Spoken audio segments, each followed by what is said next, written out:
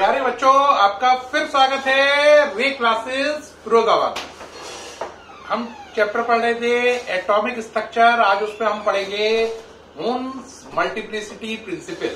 ये वो प्रिंसिपल है जिसका आप भी बहुत दिनों से इंतजार कर रहे थे, सर कब पढ़ाएंगे, और हम भी वेट कर रहे थे कि कब बच्चों को ये प्रिंसिपल सिखाया जाए। टॉपिक है Hund's multiplicity principle. Hund's multiplicity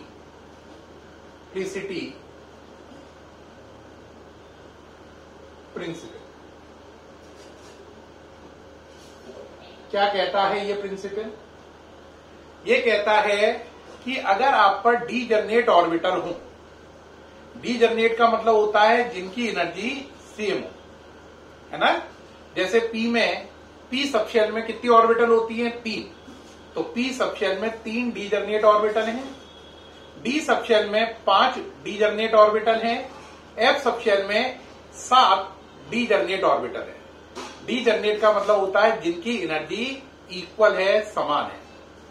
तो बोलता है अगर आप पे डीजनरेट ऑर्बिटल हैं तो आप एक ऑर्बिटल में तब तक पेयरिंग नहीं कर सकते जब तक कि आप पर जितनी भी डीजनरेट ऑर्बिटल हैं सबके अंदर एक इलेक्ट्रॉन ना आ जाए।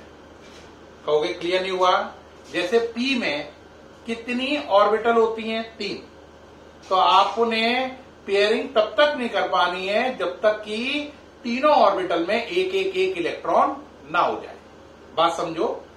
जैसे नाइट्रोजन है ना, उसका नंबर 7 है, 1s2 2s2 2p3।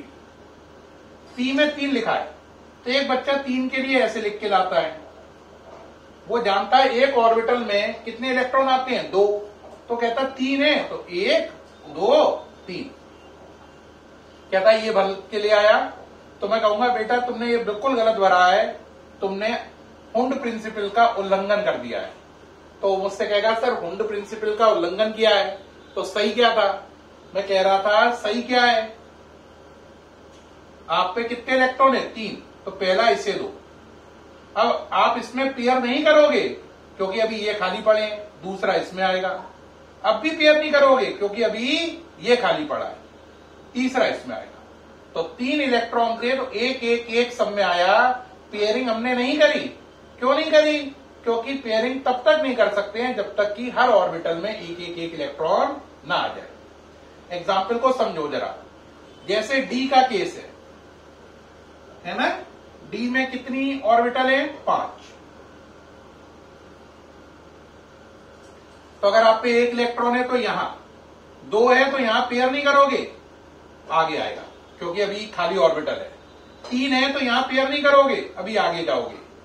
4 5 6 होने पर अब आपके मन में आएगा सबके पास एक इलेक्ट्रॉन है, अब मैं पेयर कर लूं।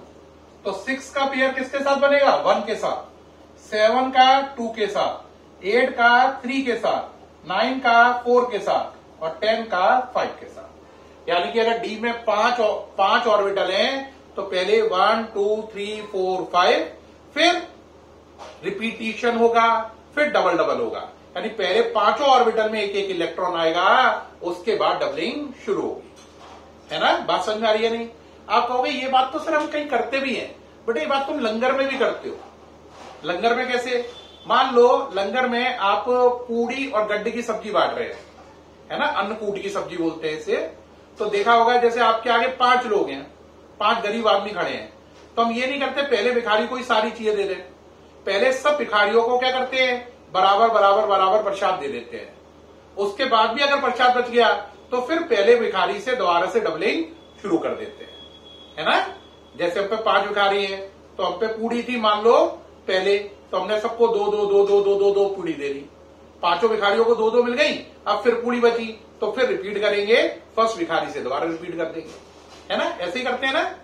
तो बिल्कुल उसी तरीके से है। अब प्यारे बच्चों एक क्वेश्चन मेरा आपसे है, एफ में 7 खाने होते हैं, 7 ऑर्बिटल होती है। एफ सबशेल में 7 ऑर्बिटल होती हैं, मालूम है ना। एफ में कितनी है? 1 2 3 4 5 6 7। ये पूरी एफ सबशेल है, इसमें 7 ऑर्बिटल है। तो मेरा आपसे क्वेश्चन है, बताओ इसके फर्स्ट इलेक्ट्रॉन का पेयर किससे बनेगा, इसका फर्स्ट इलेक्ट्रॉन किससे पेयर बनाएगा, उस इलेक्ट्रॉन का नंबर क्या होगा। क्या आपने सोचा, एफ सबशेल में जो ये पहला इलेक्ट्रॉन होगा, इसका पेयर जिस इलेक्ट्रॉन से बनेगा उसका नंबर क्या होगा। आपको 5 सेकंड है सोचने का समय। 1 2 3 4 5। आंसर बताओ, आंसर बताएं, हम बताएं, चलिए हम बताते हैं। देखो भाई 1 नंबर है ना, 2 3 4 5 6 7 8। तो 1 नंबर का पेयर किसके साथ बनेगा, आंसर है 1 नंबर का इलेक्ट्रॉन सबसे पहले पेयर करेगा 8 नंबर के साथ। किसके साथ करेगा, 8 के साथ। क्लियर हो गई बात। अगर 2 नंबर का पेयर बनता तो किसके साथ बनता, 9 के साथ, है ना। 1 नंबर का 8 के साथ बनेगा, 2 का 9 के साथ। बात समझ में आ रही है कि नहीं। अच्छा बताओ इसका पेयर किससे बनेगा। 5 सेकंड है सोचने के लिए। 1 2 3 4 5। इसका पेयर बनेगा 14 नंबर के साथ। चेक करो, 1 2 3 4 5 6 7। तो ये 7 है खुद। 8 9 10 11 12 13 14। बात समझ में आई या नहीं आई। इस तरीके से पेयरिंग होगी। अब आता ही सर इसको एक बार ना प्रॉपर वे से डेफिनेशन और बताओ। तो उन्होंने बोला in case of degenerate orbital, in case of degenerate का मतलब इक्वल एनर्जी, डीजनरेट का मतलब equal energy. In case of degenerate orbitals pairing can not start, pair बनना शुरू नहीं हो सकता, कैन नॉट स्टार्ट अंटिल, जब तक, अंटिल ईच ऑर्बिटल, जब तक प्रत्येक orbital, until each orbital is singly occupied.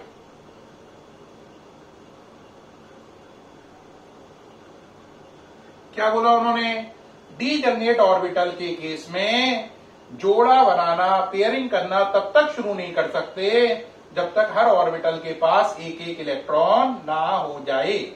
Degenerate का मतलब है वो ऑर्बिटल जिनकी एनर्जी सेम है। तो जैसे अगर पी है ना, कौन सी वाली है, पी, तो पी में कितनी ऑर्बिटल है डीजनरेट, 3। ऐसे अगर डी है तो डी में डीजनरेट ऑर्बिटल कितनी होती हैं, 5। और ऐसे ही एफ में कितनी होती हैं, 7। तो हुंड प्रिंसिपल का रिजल्ट समझ लो। उन्होंने बोला कि अगर आप पे डीजनरेट ऑर्बिटल है, बराबर एनर्जी वाली ऑर्बिटल है, तो आप तब तक किसी भी ऑर्बिटल में इलेक्ट्रॉन का पेयर नहीं बना सकते हो जब तक सारी खाली पड़ी ऑर्बिटल में एक एक इलेक्ट्रॉन ना भर जाए। ठीक है। In case of degenerate orbital pairing can not start until each orbital is singly occupied। देखें जरा, ओके है प्यारे बच्चों। उन प्रिंसिपल पूरा समझ में आ गया। यानी कि तब तक पेयर नहीं करना जब तक सबके पास एक एक इलेक्ट्रॉन ना हो जाए। आपको पूरा वीडियो पूरा समझ में आया होगा, बहुत अच्छा लगा होगा। थैंक यू वेरी मच प्यारे बच्चों।